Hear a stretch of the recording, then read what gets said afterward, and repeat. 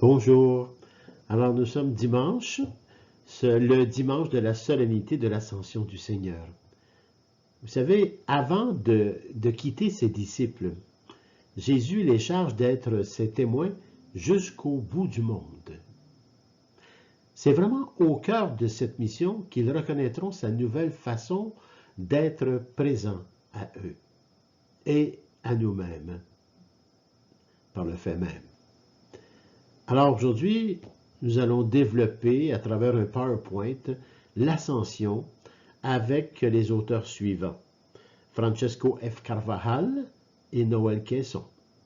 Et les saints suivants qu'eux-mêmes se servent, comme Saint Léon le Grand, Saint Jean Chrysostome, Saint José Maria Escriva. Ainsi que la revue Vie liturgique et bien sûr la parole de Dieu. Oui, la parole de Dieu par laquelle tous les saints, les saintes et nous-mêmes se nourrissons au quotidien. Et un petit peu de moi-même. Voilà. Maintenant qu'ils ont vu les disciples, ils cessent de regarder vers le ciel, en obéissance des hommes vêtus de blanc.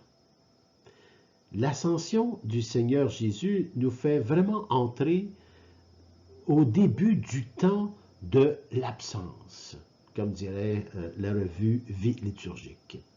Au début du temps de l'absence, mais aussi d'une nouvelle et réelle présence par la puissance du Saint-Esprit. Par la lumière qu'est la puissance du Saint-Esprit qui va venir vraiment sur eux, ils sont envoyés en mission. Tout comme nous sommes, comme baptisés, disciples missionnaires. Nous sommes invités à découvrir que nous vivons ensemble notre mission de baptiser à la suite du Christ. Et si tel est notre désir, c'est à nous, qui nous appartient, d'y être à la hauteur, à s'élever par la grâce, malgré nos pauvretés, mais toujours avec humilité et miséricorde. Car le Seigneur, avant de quitter ses disciples, il les charge. Donc, il nous charge, nous aussi, d'être ses témoins jusqu'au bout du monde. Nous allons maintenant poursuivre et nous allons développer davantage l'ascension avec Francesco F. Carvajal en majorité. Alors, voyons un peu l'élévation du Christ glorieux. L'élévation du Christ glorieux atteint sa plénitude au jour justement de l'ascension. Les 11 apôtres ont quitté la Galilée pour aller rejoindre Jésus au mont des Oliviers, où le Seigneur leur avait donné un rendez-vous. Et dans Matthieu 28, 17, il nous est rapporté qu'ils adorèrent le ressuscité. Ils se prosternèrent devant lui comme devant leur maître, leur Dieu. Maintenant, les apôtres, les disciples, comprennent beaucoup plus profondément ce qu'autrefois ils sentaient intimement par le vécu qu'ils ont eu avec Jésus à ses côtés, manger, voir, marcher, etc., dans les 3 ans du ministère de Jésus. Leur maître, ils découvrent maintenant que leur maître est bien le Messie. Et ça, c'est dans Matthieu 16, 18. Le maître est bien le Messie. Alors leur joie, vous comprenez bien, alors que leur joie de le revoir renforce vraiment leur certitude. Et après ces 40 jours passés en sa compagnie, ils deviennent les témoins de ce qu'ils ont vu et entendu. Ils seront plus que des témoins finalement, vu que nous connaissons l'ampleur des apôtres par les actes des apôtres et encore par la parole de Dieu. Ils vont aller jusqu'au martyre, ils vont donner leur vie jusqu'au bout. Pourquoi?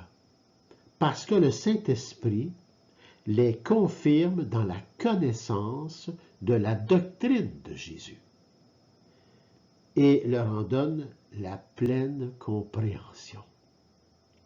Le Saint-Esprit les confirme dans la connaissance de la doctrine de Jésus et leur en donne la pleine compréhension. Et c'est ce qui fait encore le Saint-Esprit avec nous. Mais voyons encore un peu plus loin avec Francesco F. Carvajal. Allons voir un peu dans Matthieu 28, 18. Jésus dit, « Tout pouvoir m'a été donné au ciel et sur la terre. Tout pouvoir m'a été donné au ciel et sur la terre. » Jésus confirme la foi de ceux et celles qui l'adorent et leur explique que leur pouvoir procédera toujours de son propre pouvoir divin. « Je suis le chemin, la vérité et la vie, dit le Seigneur. Personne ne va vers le Père sans passer par moi. » Donc, leur pouvoir aux disciples procédera toujours de son propre pouvoir divin. La faculté de pardonner les péchés, de faire renaître à une vie nouvelle par le baptême, d'offrir son corps et son sang, n'est que le prolongement du pouvoir du Christ dans son Église. Ils connaissent maintenant la mission de l'Église. Elle doit continuer vraiment l'œuvre du Christ, enseigner à tout être humain les vérités divines et leurs conséquences, les aider en leur donnant la grâce des sacrements. Nous devons enseigner, témoigner, vivre de la parole de Dieu, du Christ. Et voilà que Jésus leur dit, « Vous allez recevoir une force, celle du Saint-Esprit, qui viendra sur vous. Alors vous serez vraiment mes témoins à Jérusalem, dans toute la Judée et la Samarie et jusqu'aux extrémités de la terre. » L'extrémité de la terre, ça veut dire c'est jusqu'à nous, ça, que c'est venu. Et bien sûr, après ces paroles, ils le virent s'élever et disparaître à leurs yeux dans une nuée. Et ça, c'est dans Matthieu, dans la première, c'est dans la première lecture de la messe d'aujourd'hui, c'est-à-dire dans les Actes des Apôtres, chapitre 1, versets 7 et suivants. Voilà.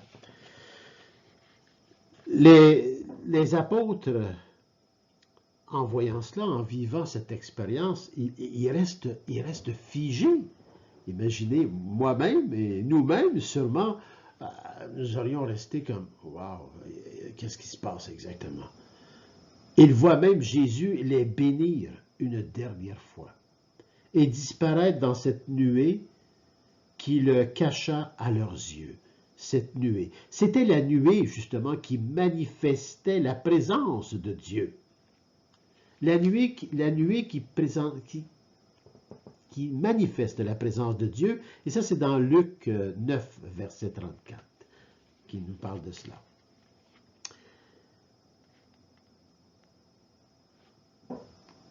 La vie de Jésus sur la terre ne s'achève pas par sa mort sur la croix, mais par son ascension glorieuse dans les cieux. C'est important de savoir ça. La vie de Jésus sur la terre ne s'achève pas par sa mort sur la croix, mais par son ascension glorieuse dans les cieux. C'est à l'ascension que nous allons vivre l'absence de Jésus. Et cette absence va nous amener à une nouvelle présence par, justement, le défenseur, l'Esprit Saint, la puissance du Saint-Esprit. C'est vraiment le dernier mystère de sa vie terrestre. C'est vraiment le dernier mystère de sa vie terrestre que le Seigneur nous donne à contempler. mystère rédempteur, qui, avec la passion, la mort et la résurrection, donne sa plénitude au mystère pascal. Le Christ a voulu que ceux et celles qu'il avait vus mourir ignominieusement sur la croix, couverts d'insultes et de mépris, fussent témoins de son élévation maintenant, son élévation glorieuse, de l'accomplissement suprême de ce qu'il leur avait prédit. Parce que le Christ leur avait prédit cela. Je monte vers mon Père et votre Père, vers mon Dieu et votre Dieu. Ça, c'est dans Jean, chapitre 20, verset 17.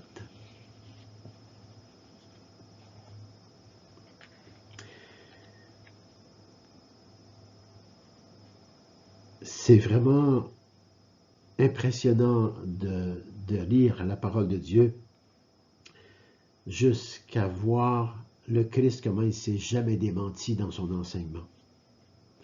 Comment le Christ, tout ce qu'il a dit, c'est fait.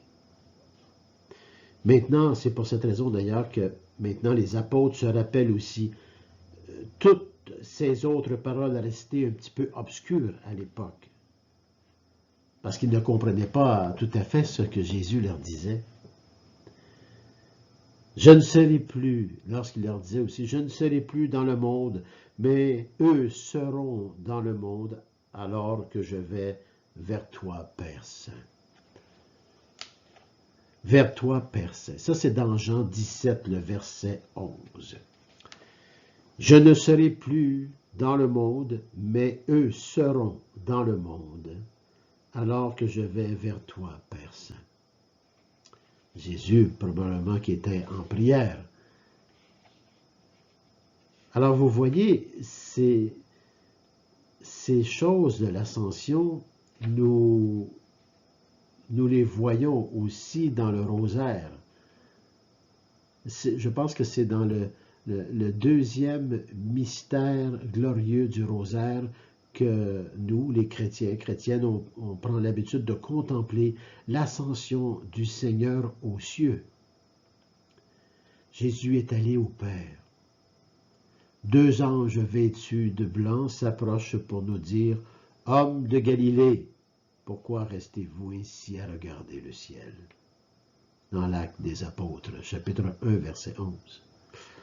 Pierre et les autres retournent à Jérusalem avec une grande joie.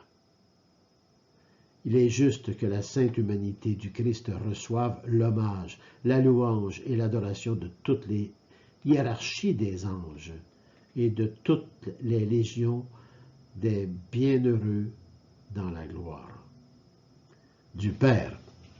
Et ça, c'est Saint José Maria Escrivá qui dit cela. Alors vous voyez, ça termine cette première réflexion sur l'élévation du Christ glorieux qui atteint sa plénitude au jour de l'ascension. Mais nous allons passer maintenant à un autre diapo pour poursuivre cette réflexion sur l'ascension du Seigneur. Avant de développer ce titre que vous voyez ci-dessus, je vais prendre un peu Noël Caisson sur l'évangile de Jean 16, c'est-à-dire celle de samedi, celle d'hier, l'évangile de Jean, chapitre 16, des versets 23, 28, etc. Il est dit en quelque part dans cet évangile, Jésus parle là à ses apôtres. Il n'est pas encore à l'ascension, il n'est pas encore à la passion. Mais voici ce qu'il leur dit. Et c'est intéressant de savoir ça pour comprendre ou peut-être entrer dans l'ascension avec toute notre foi. Il dit ceci à ses apôtres.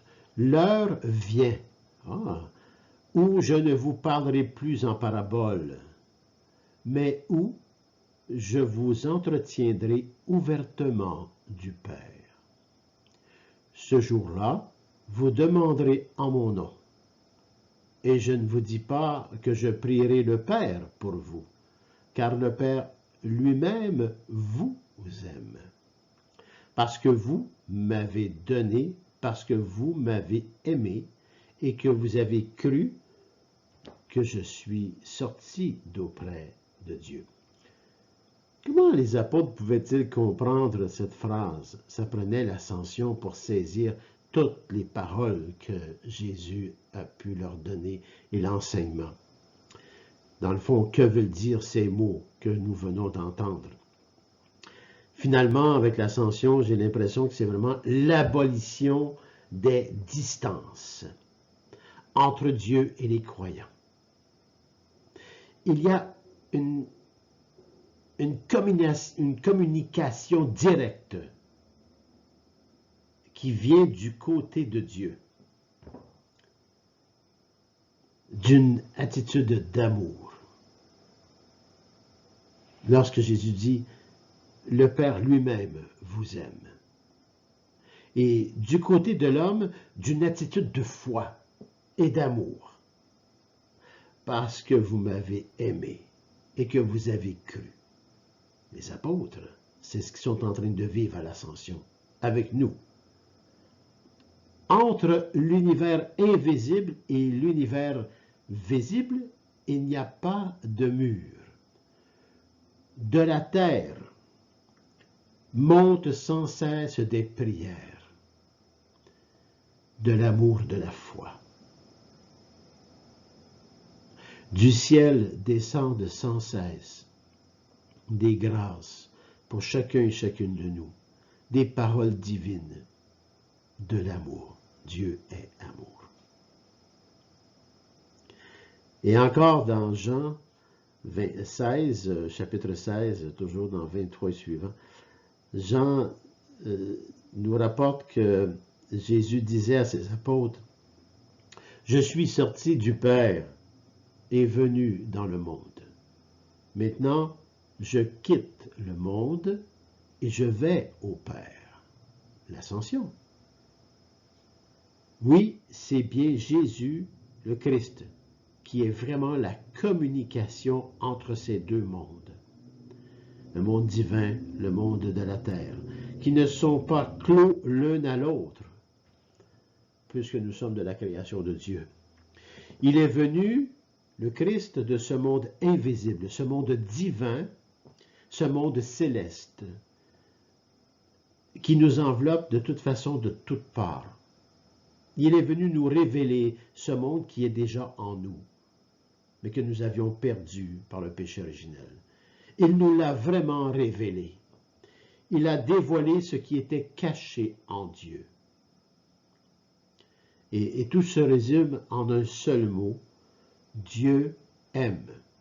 Dieu est Père. Dieu est amour.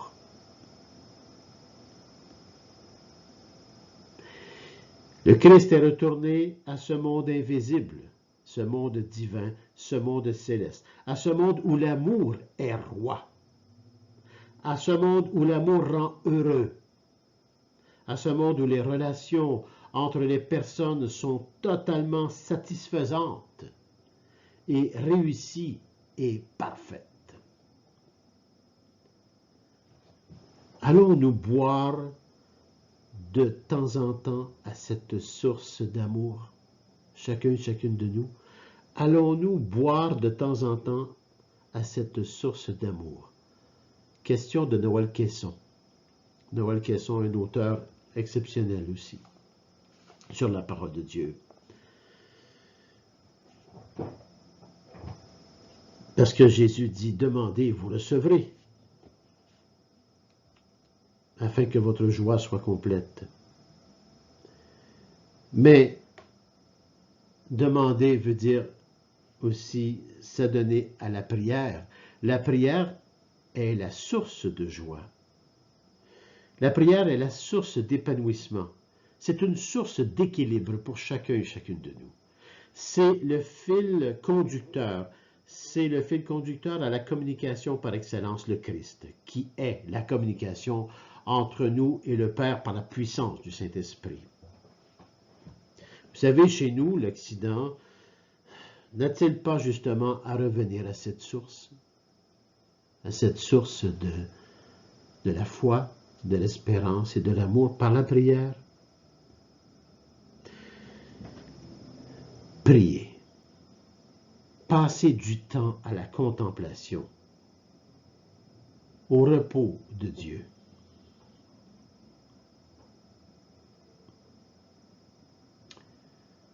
Est une clé importante à la conversion et à la transformation de chacun et chacune de nous, par amour et par l'aide de l'Esprit Saint, par notre baptême, le pardon de nos péchés et tout ce qui peut nous aider à y arriver comme l'humilité, la grâce et bien encore, parce que Dieu est amour. Vous savez, lorsqu'on regarde notre vie aujourd'hui autour de nous, c'est pour cette raison que le Christ nous appelle à la prière. C'est pour cette raison d'ailleurs qu'il va vers le Père pour nous apporter davantage avec la puissance du Saint-Esprit. Mais il y aura aussi son retour. Lorsqu'on regarde chez nous, en Occident,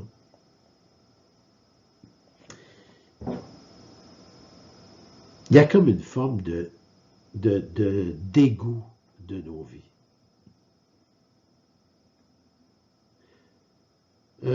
Un occidental matérialisé, enfermé dans le huis clos d'une humanité à qui on a fini par faire croire qu'il n'y a rien d'autre, qu'il n'y a pas d'issue, que l'homme est enfermé en lui-même.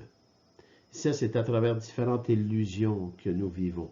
C'est Noël Caisson qui nous donne ça, qui nous rapporte cela un peu dans ce qu'il voit et ce que nous pouvons voir nous-mêmes lorsqu'on...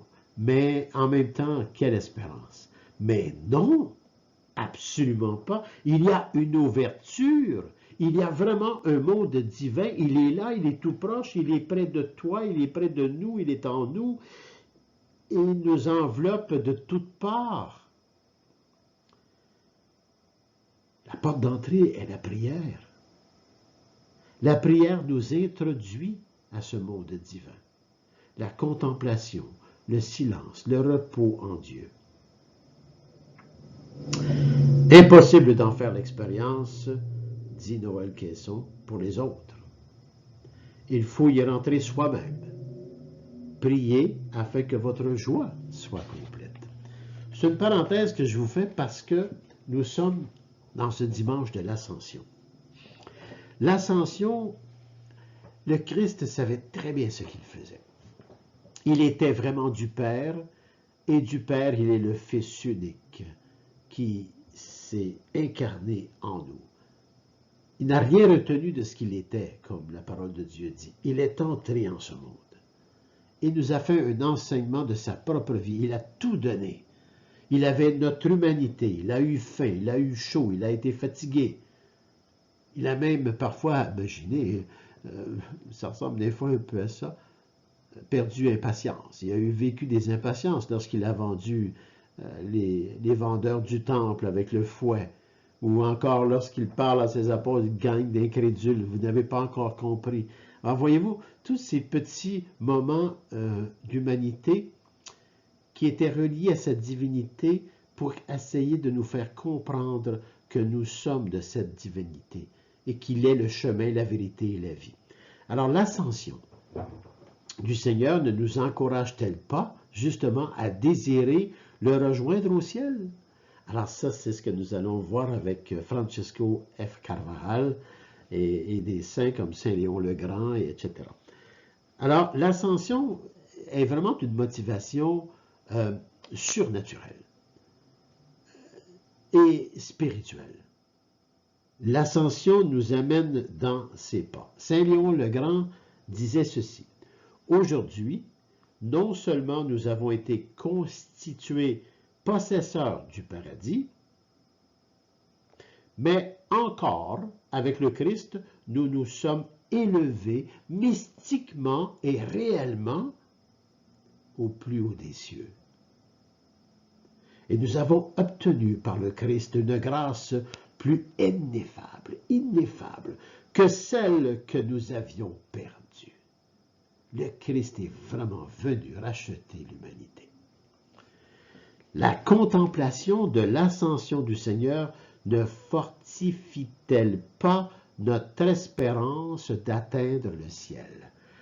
Une question que Francesco nous pose par rapport à ce que Saint Léon le Grand dit. La contemplation de l'ascension du Seigneur ne fortifie-t-elle pas notre espérance d'atteindre le ciel?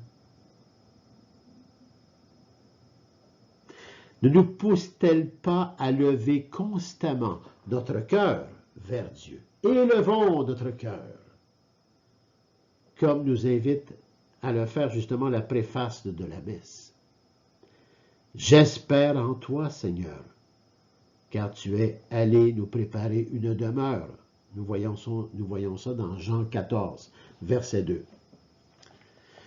J'espère vraiment en toi, Seigneur, car tu es vraiment allé nous préparer une demeure, à chacun et à chacune de nous.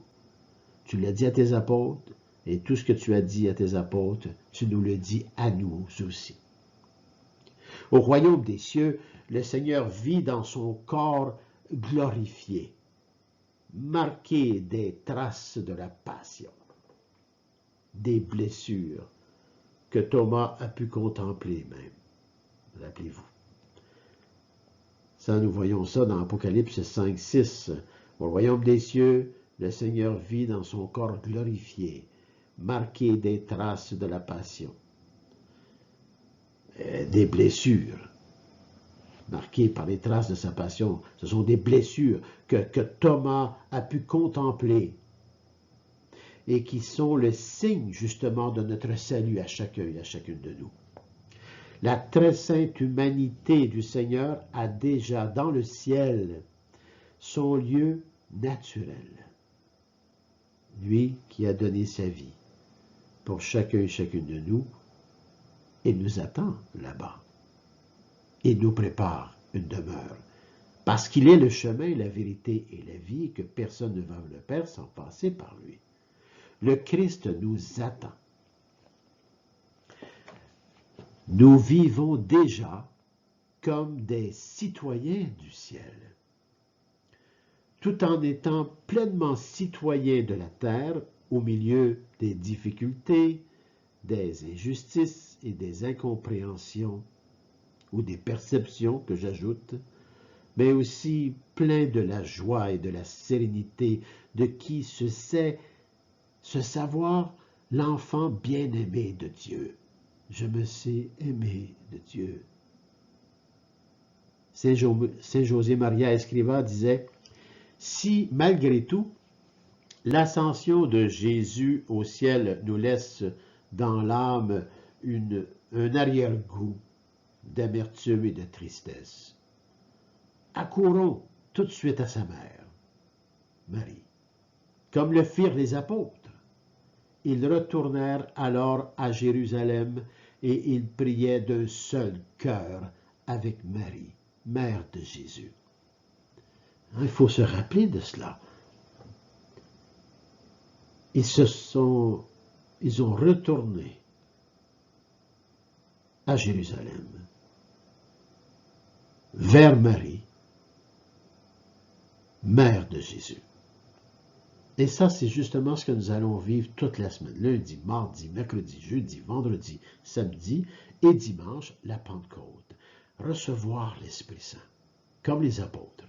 Mais il y a eu, de l'ascension à la Pentecôte, ce temps intime avec Marie et la prière.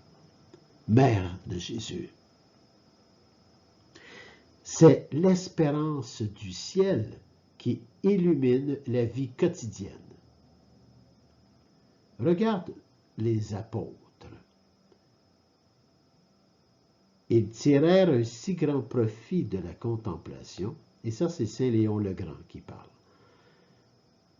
Ils tirèrent un si grand profit de la contemplation de l'ascension du Seigneur, que tout ce qui, avant, leur faisait peur devient maintenant la raison de leur joie. Désormais, leur âme accompagne la divinité assise à la droite du Père. La vision même de son corps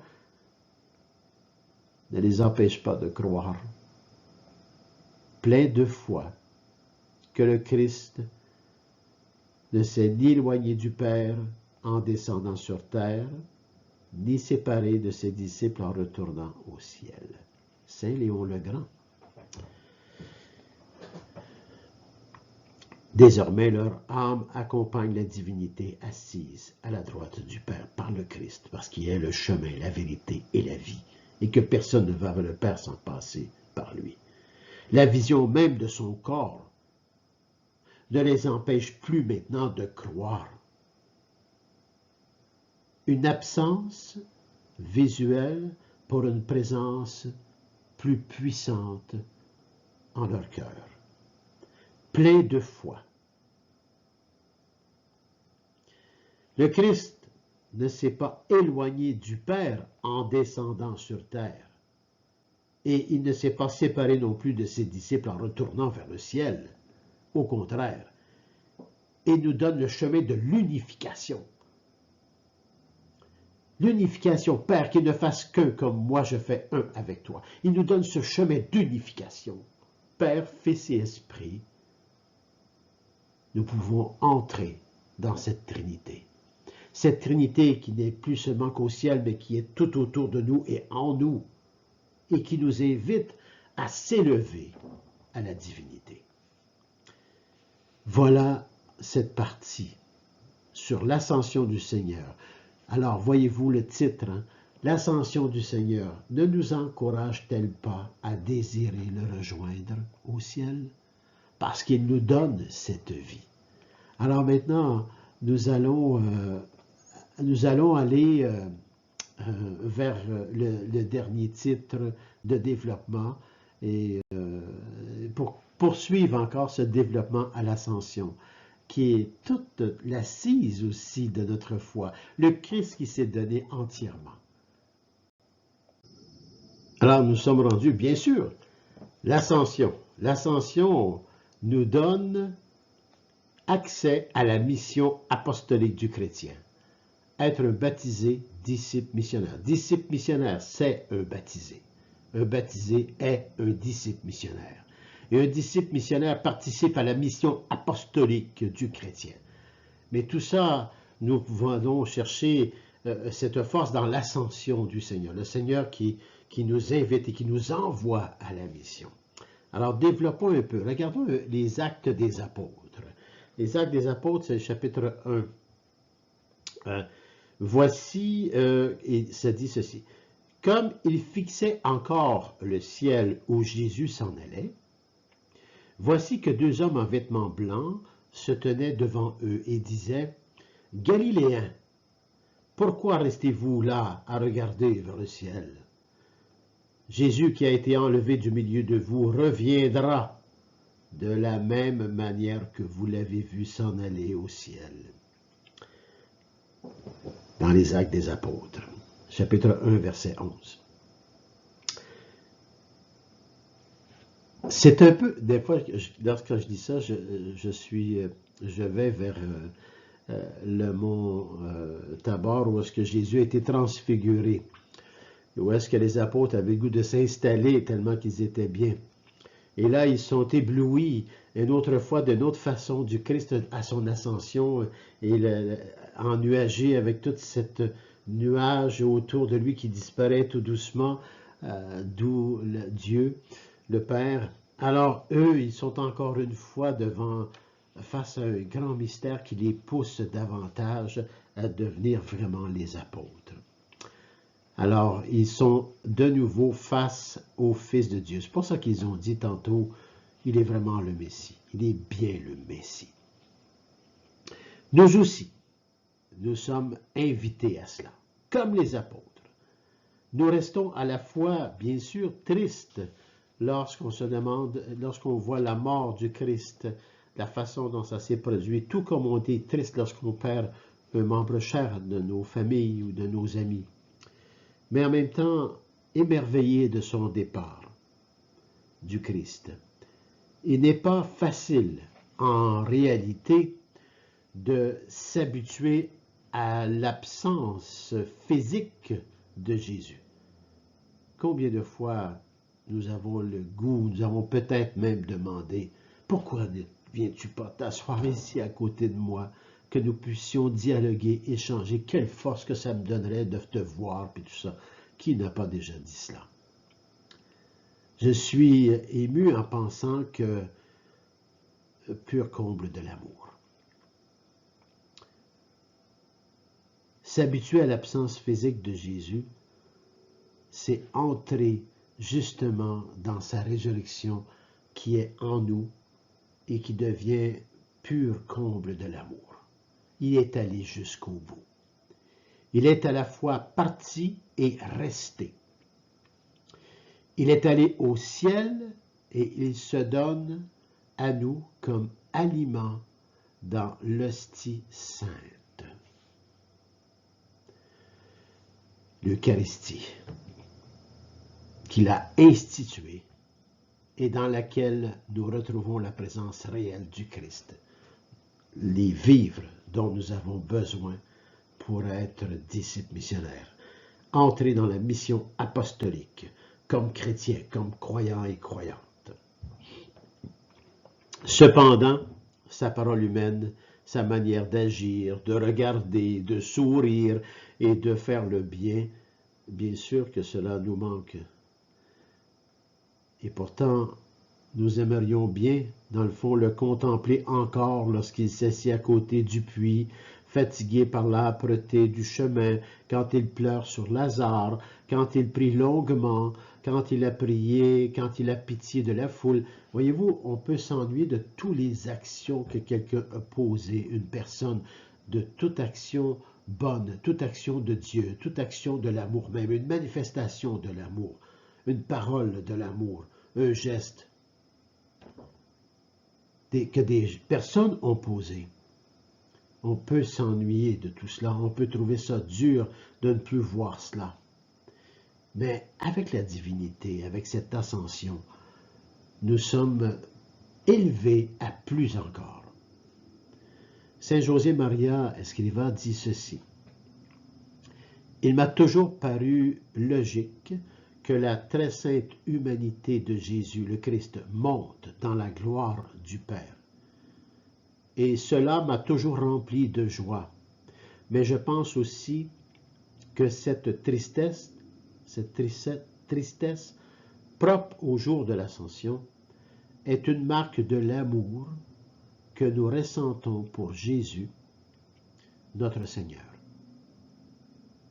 C'est sûr que qu'il ne soit plus présent de façon humaine, de façon tangible, peut nous rendre tristes parce qu'il nous manque, mais en même temps, c'est une preuve que nous l'aimions, tout comme les personnes par qui nous avons été aimés. Et ces personnes que nous avons aimées, lorsqu'ils partent vers le ciel, c'est triste. Et il nous manque, ça crée un vide. Mais ce vide s'emplit par la communion des saints avec le Christ et l'Ascension. Lui, continue toujours avec Saint José Maria Escrivá, lui qui étant Dieu parfait, s'est fait homme. Et il s'est fait homme parfait. Chair de notre chair et sang de notre sang. Chair de notre chair, sang de notre sang. Et il nous quitte pour l'aller au ciel. Comment ne nous manquerait-il pas? Bien sûr, c'est José Maria. Les anges rappellent les apôtres à l'immense tâche qui les attend.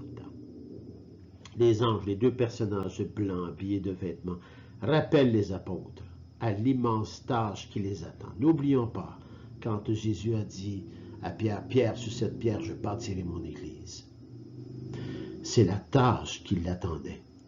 Mais au moment où ils ont vécu la passion, au moment où ils ont vécu la résurrection et les apparitions du Christ, ils n'avaient pas encore tout compris, ils n'avaient pas encore tout saisi l'ampleur de la mission qui leur était donnée à Pierre et tous les apôtres. Et à nous encore aujourd'hui, ça nous est transmis, cette mission. En Église, nous sommes l'Église, nous sommes le corps mystique du Christ ressuscité. Et là, ils s'aperçoivent qu'ils n'ont pas de temps à perdre.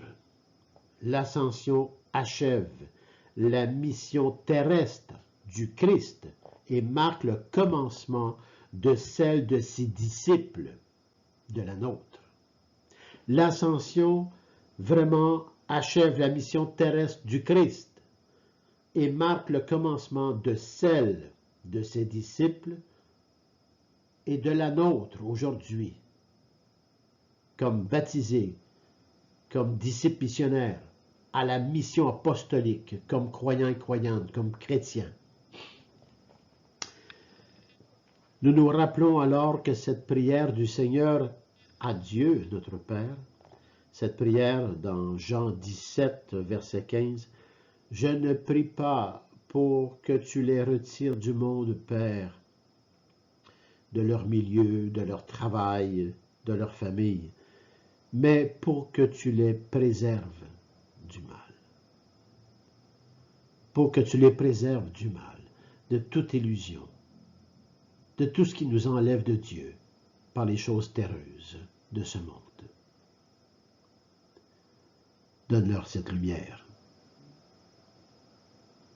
Donne-nous cette lumière, Seigneur. » Le Seigneur laisse chacun à sa place avec la mission de sanctifier le monde et de se sanctifier soi-même. Le Seigneur ne nous enlève pas de la place où nous sommes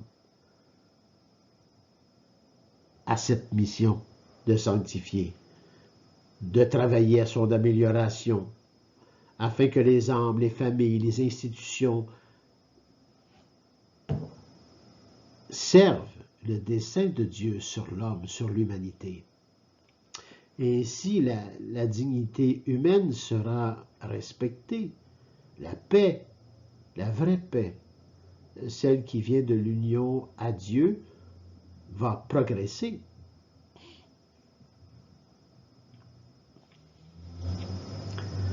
Le Seigneur laisse vraiment chacun et chacune à sa place, avec la mission de sanctifier le monde. L'apostolat, la mission apostolique du chrétien, là où il est. Témoigner de sa foi, témoigner de sa joie. La fête d'aujourd'hui nous rappelle que le zèle pour les âmes est un commandement amoureux du Seigneur, qui, en montant dans sa gloire, nous envoie répandre son témoignage dans le monde entier. Notre responsabilité, elle est vraiment grande.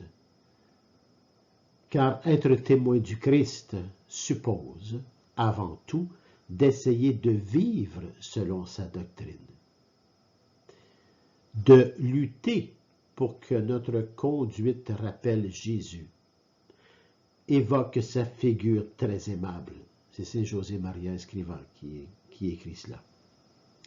Être un témoin du Christ suppose avant tout d'essayer de vivre selon sa doctrine. Essayer, ça veut dire que nous le voulons vraiment, mais nous avons toujours notre combat spirituel à mener, avec la grâce, l'humilité et la miséricorde. Reconnaître que nous sommes pécheurs et pécheresses nous amène justement à progresser. Progresser pour servir la mission apostolique du chrétien. Il ne s'agit pas d'attendre d'être parfait parce que vous ne ferez plus rien. Il s'agit de faire et de se rendre compte qu'on n'est pas parfait, mais qu'on grandit par la grâce, l'humilité, la miséricorde. N'attendez pas d'être parfait.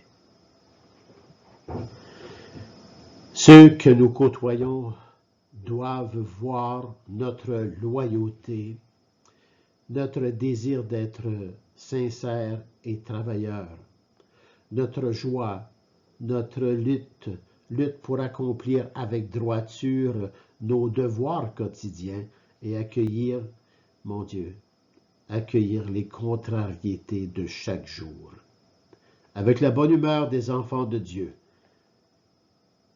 C'est beau ce qui est écrit là, mais ça ne se fait pas comme ça. La prière dans nos vies, la contemplation, l'adoration, la présence réelle du Christ à l'Eucharistie, la Vierge Marie, nous aide à garder notre bonne humeur en tant qu'enfants de Dieu, dans notre propre combat spirituel pour montrer le chemin à l'autre. Parce que le Christ nous a montré le chemin, la vérité et la vie, que personne ne va vers le Père sans passer par lui. Accomplir avec droiture nos devoirs quotidiens et accueillir les contrariétés de chaque jour avec la bonne humeur des enfants de Dieu ne se gagne qu'en vivant dans le don de soi et dans l'humilité du pécheur ou de la pécheresse que nous sommes. Et là, on entre en mission apostolique, comme baptisés, disciples missionnaires. Oui, Jésus est parti, mais il reste près de chacun de nous. Il reste vraiment tout près de chacun et chacune de nous. Nous pouvons lui rendre visite quand nous voulons.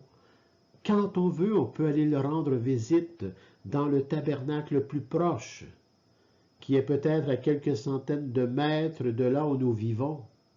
Prenez comme ici, à notre paroisse, à Saint-Joseph de Chambly, il y a deux chapelles d'adoration, 7 jours sur 7, 24 heures sur 24, dont les personnes ont la clé pour entrer. Très facile à avoir la clé. Vous venez voir au bureau, nous prenons vos coordonnées, vous prenez la clé, et chaque instant, vous pouvez aller rencontrer le Seigneur Jésus, la présence réelle, dans ces chapelles d'adoration. Pourquoi ne pas y aller très souvent? Et quand nous ne pouvons pas bouger, le saluer au moins avec le cœur. Si vous êtes pris à la maison pour toutes sortes de situations, sachez que le Seigneur est présent en vous aussi. Le saluer au moins avec le cœur. Le rencontrer pour lui demander son aide, justement dans la mission apostolique du chrétien, son aide dans le travail et dans la tâche apostolique, pour lui dire que nous voulons le faire connaître à tous les milieux. Donc, nous sommes devant lui et nous lui disons, Seigneur Jésus, non seulement je veux te faire connaître, mais je veux vivre de toi. Peut-être pour dire aussi comme Saint Paul, ce n'est plus moi qui vis, mais c'est le Christ qui vit en moi. C'est une progression, c'est un cheminement. Nous sommes tous de bonne volonté en tant que pécheurs et pécheresses, mais au moment où nous commençons, c'est là que nous voyons que nous pouvons progresser qu'avec la grâce, l'humilité et la miséricorde. Et sachant très bien que Dieu nous aime. Je me sais aimé de Dieu. Alors, de cette ascension, les apôtres partirent. Lorsqu'ils ont arrêté de regarder vers le ciel, ils sont mis à regarder vers la terre et la mission qu'ils avaient. Et là, c'était beaucoup. Alors les apôtres partirent pour Jérusalem, en compagnie de qui? De Marie. Et là, ils attendent avec elle la venue du Saint-Esprit, comme Jésus leur avait promis, le défenseur. Alors, préparons-nous aussi la fête tout proche de la Pentecôte. Sainte Marie, Reine des apôtres, priez pour nous. Oui, préparons-nous cette semaine. Je suis en réflexion à savoir comment nous pourrions vivre jusqu'à la Pentecôte chaque jour de la semaine. Pour recevoir le Saint-Esprit que nous avons déjà, mais mieux le connaître. mieux savoir ses dons. Alors, je pense que je vais, en disant ça, je me trouve à prendre un engagement, hein, vous comprenez bien. Je vais tenter, malgré la multiplicité des tâches que nous avons à faire en paroisse, je vais tenter de vous donner à chaque jour une petite vidéo sur chacun des dons de l'Esprit avec des réflexions pour nous préparer à la Pentecôte qui s'en vient dimanche prochain. Cette semaine, ce dimanche, c'est l'Ascension, mais dimanche prochain, ce sera la Pentecôte. Préparez nos cœurs, notre vie spirituelle, par le surnaturel du Christ mort ressuscité et assis à la droite du Père. Et nous demandons de vivre la mission apostolique comme croyants et croyantes. Alors, je pense que ça vaut la peine de connaître par l'ascension et par la puissance du Saint-Esprit tous les dons que nous recevons et que nous avons reçus à notre baptême. Alors, chaque jour de la semaine, lundi, mardi, mercredi, jeudi, vendredi, samedi, nous allons réfléchir sur les dons de l'Esprit avec Marie, la Sainte Vierge, la Mère de Dieu. Et nous allons simplement se laisser tremper dans cette ascension et avec l'attente même des apôtres avec eux pour recevoir le Saint-Esprit, le revoir à nouveau, le connaître, non pas le ressentir, mais le savoir présent avec nous. L'Esprit Saint, c'est le Christ. Le Christ est l'Esprit Saint est le Christ est le Père est le Fils est l'Esprit.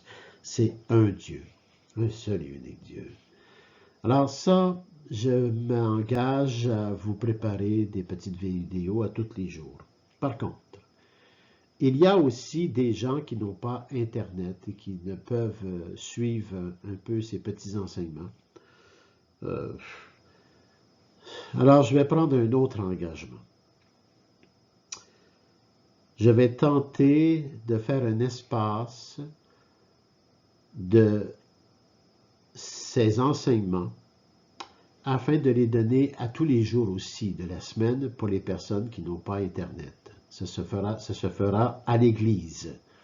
Alors, je vais tenter, je vais l'annoncer aussi pendant les célébrations de ce dimanche.